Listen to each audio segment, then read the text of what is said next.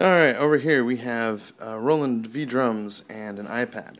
So let's take a look from the other side real quick. These are the the V-Drums Lite. I don't know where H came from. This is the cheapest they make. This is the entry level. This is a very, very primitive drum brain, but we don't need to care because it's got MIDI out, and that's the only thing that matters. Now what I did is I've actually got these headphones turned up full blast. Let's see. I'll just put them up here. That'll probably work. Yeah. There are my speakers.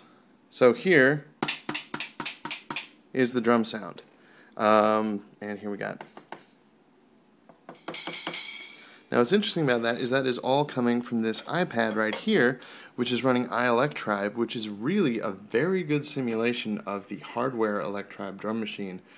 Which I used to own the first version of this, and this is actually a software emulation of the second version, but it compares pretty well.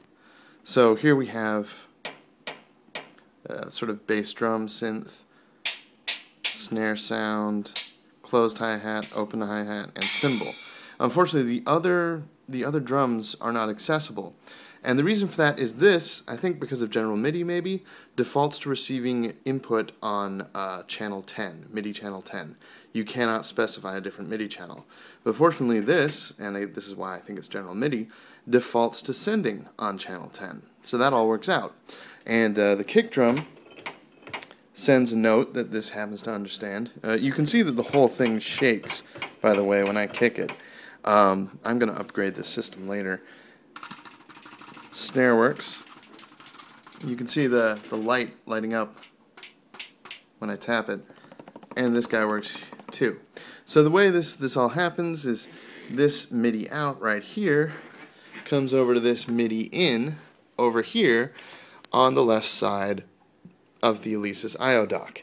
So the Alesis IO Dock, just in case you don't know, it's really pretty awesome. It's even got video out. It's got foot switch, phantom power for guitars, line and mic input.